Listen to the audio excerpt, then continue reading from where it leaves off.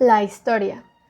Para estudiar la historia, esta debe entenderse desde dos puntos de vista diferentes. La historia como fenómeno es el paso de la humanidad a través del tiempo y del espacio.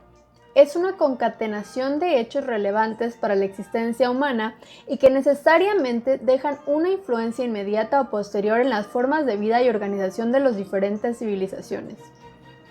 Ahora bien, la historia como disciplina es el estudio y la sistematización de los fenómenos humanos, sociales, económicos y políticos a partir de sus causas y consecuencias, al considerar la relación entre el pasado y el presente. El historiador Jerzy Topolsky, de origen polaco, establece que las fuentes de la historia se pueden dividir en fuentes directas, acontecimientos que no han sido objeto de interpretación, y fuentes indirectas, todo registro en el discurso de un intérprete o intermediario.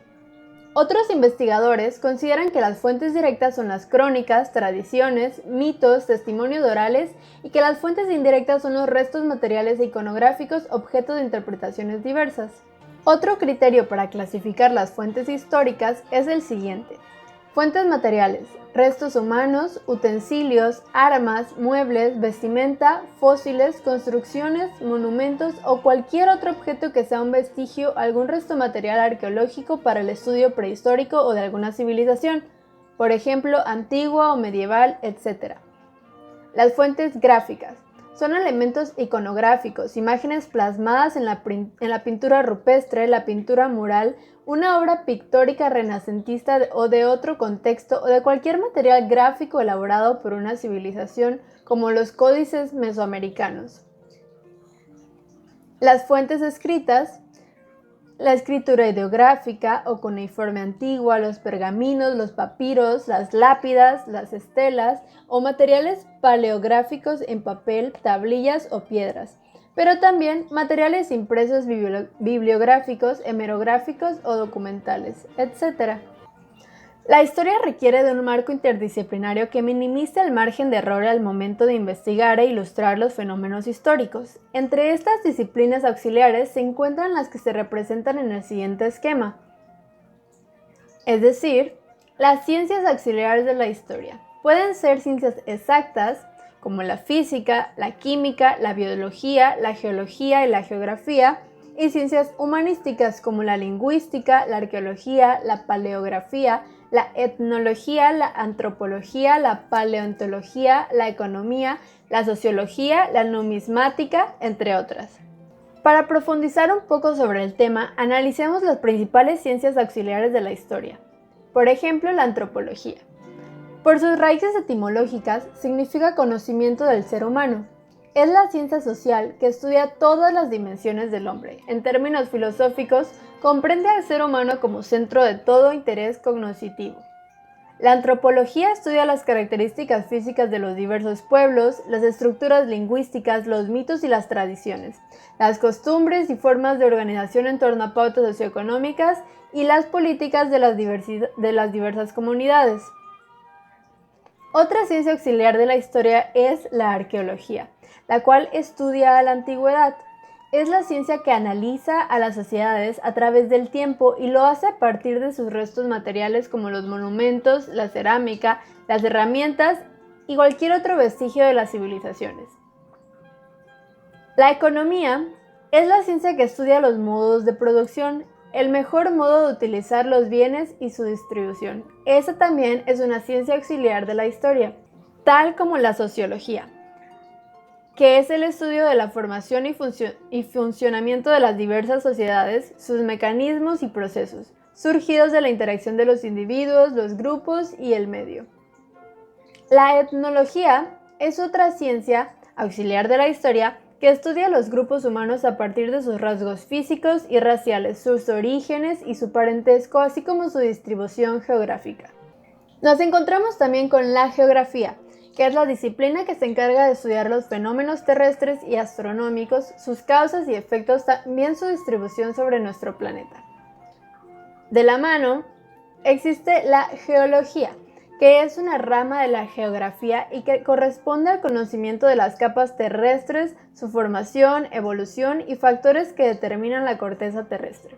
También existe la lingüística, que es la ciencia que se dedica al análisis y descripción de la lengua como sistema de comunicación humana. Determina el origen, el parentesco, la evolución y las características gramaticales, semánticas y fonológicas de las diferentes lenguas a través del tiempo y del espacio. La numismática estudia y compara las monedas, medallas y derivados en su proceso histórico y simbólico, por lo cual auxilia a la historia. La paleografía es una ciencia que estudia, descifra e interpreta las formas de escritura que a través del tiempo las diversas civilizaciones han elaborado.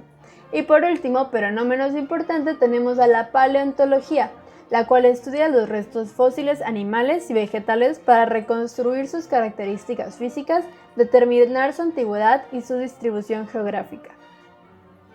Ahora veremos, de manera resumida, las diferentes corrientes de interpretación del conocimiento histórico, sus principales representantes y sus objetivos. Iniciamos con el idealismo, corriente que tiene como representantes a personajes como Platón, René Descartes, Nicolás Malebranche, Friedrich Hegel y Emmanuel Kant. Para el idealismo, el logos, que es la razón, gobierna y otorga sentido al universo. Según el idealismo, el alma se encuentra por encima de la existencia corpórea. Entiende la fenomenología del espíritu como fundamento de la civilización, la cultura y las instituciones, y al Estado como expresión, un Dios razón.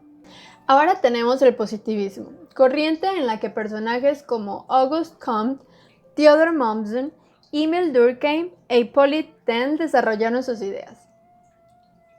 En el positivismo se estudia la historia desde la metodología utilizada en las ciencias experimentales, por lo que esta corriente conceptualiza a la disciplina histórica desde una perspectiva científica. El propósito es enriquecer a la historia con el dato exacto. Es una corriente que pone mucho énfasis en investigar detalladamente los hechos y descubrir las leyes del desarrollo social. Considera al hecho social fuera de la conciencia del individuo. En el materialismo histórico encontramos a nuestro famosísimo Karl Marx y a Friedrich Engels. El materialismo histórico afirma que el factor económico es determinante en la historia. Explica la historia como una lucha de clases y considera al Estado como instrumento de la clase explotadora. Esta corriente establece una periodización de la historia en modos de producción: consumismo primitivo, esclavismo asiático, feudalismo, capitalismo y socialismo. Nuestra siguiente corriente es el estructuralismo, y aquí encontramos a Claude Lévi-Strauss y a Michel Foucault. El objetivo del estructuralismo es formular leyes generales para la interpretación de la historia, estudiar los hechos humanos en función de un comportamiento de estructuras organizadas y reconstruir un fenómeno para encontrar reglas de su funcionamiento. También tenemos al historicismo. En esta corriente encontraremos autores como Leopold von Ranke, Wilhelm Dilthey, Oswald Spengler, Arnold Toynbee, Colin Wood, Ortega y Gasset y Benedetto Croce. El objetivo del historicismo es especificar que el suceso histórico es único e irrepetible. Este niega la existencia de las leyes históricas y establece los valores que resultan de la evolución histórica. El historicismo apela a la especificidad de la historia frente a la ciencia. Frogner Burdell, Marc Bloch y Lucia Fabre son representantes de la Escuela de los Anales, la cual destacó la importancia del medio geográfico en la historia e incorporó diversos campos del conocimiento humano en el estudio histórico: la antropología, la sociología, la estadística, la lingüística, la economía, entre otros. Incluyó las historias locales, no solo las grandes historias, y resaltó la importancia de la estructura social. Con la finalidad de dar un orden cronológico a los eventos más importantes de la humanidad, los especialistas han dado la tarea de dividir la historia en 5 grandes periodos, que muestran eventos concretos para delimitar la separación entre estos.